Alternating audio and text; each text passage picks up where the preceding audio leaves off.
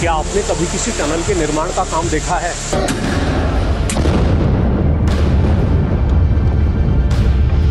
ये तस्वीरें हैं पश्चिम बंगाल के सिवोक से लेकर सिक्किम के रांगपू को जोड़ने वाले रेलवे प्रोजेक्ट की।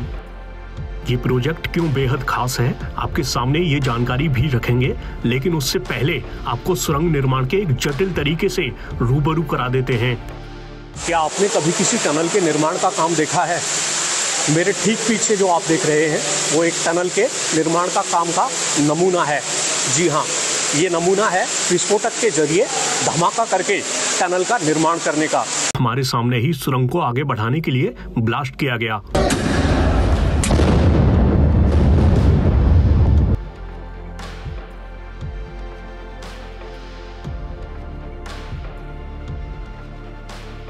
ये जो आप हैंडल देख रहे हैं, इसी के जरिए टनल में ब्लास्ट किया गया है। चलिए अब आपको इस प्रोजेक्ट की कुछ बड़ी बातों से रूबरू करा देते हैं और ये भी बता देते हैं कि क्यों चीन की इस प्रोजेक्ट से नींद उड़ सकती है। मैं महेंद्र सिंह, प्रोजेक्ट डायरेक्टर सेवक रैंगपो प्रोजेक्ट इरकॉन की ओर से काम कर रहा हूँ। प्रोजेक्ट की टोटल 45 किलोमीटर लंबाई है हमारा। इसमें 5 स्टेशन पड़ते हैं, सेवक से लेके रैंगपो के तक टोटल 5 स्टेशन पड़ते हैं। जी सर, टोटल टनल और ब्रिज की संख्या 14 टनल है हमारा और 13 मेजर ब्रिज हैं, 9 माइनर ब्रिज पड़ते हैं। जी सर, अगर इसकी बात करें प्रोजेक्ट की, तो ये क्यों बहुत महत्वपूर्ण प्रोजेक्ट माना जा रहा है? सेवक रैंगपो प्रोजेक्ट इसलिए बहुत महत्वपूर्ण है, ये हमारा सीमावर्ती क्षेत्र में के लिए कनेक्टिविटी के लिए बहुत इम्पोर्टेंट है। अभी हम NH10 के थ्रू जाते हैं, जिसमें मानसून में लैंडस्लाइड वगैरह होते हैं हाईवे में और पहाड़ में, उसके कारण कम्युनिकेशन बंद हो जाता है।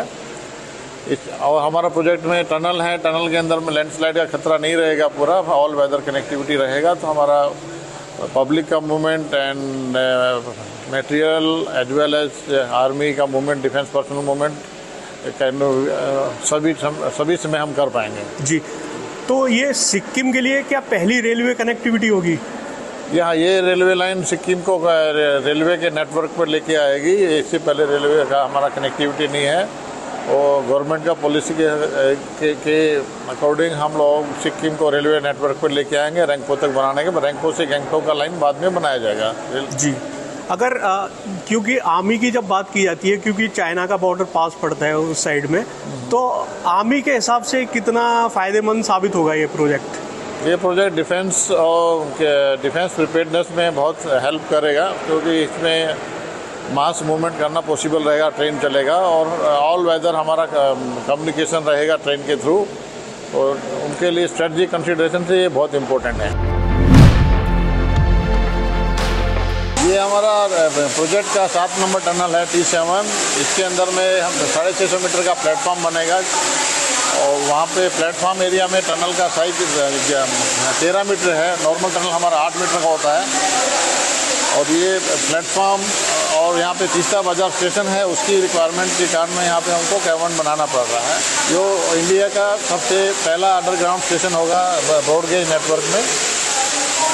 और यहाँ पे तीस्ता बाजार इसलिए भी इम्पोर्टेंट है कि यहाँ से कलिम्पोंग और दार्जिलिंग के जाने के रास्ते अलग अलग निकलते हैं, तो पैसेंजर की रिक्वायरमेंट के लिए बहुत ज़रूरी था यहाँ पे एक स्टेशन बनाना, और ओपन में स्टेशन बना नहीं पा रहे थे, इसलिए अंडरग्राउंड का यहाँ पे हमको चुनाव करना पड़ा।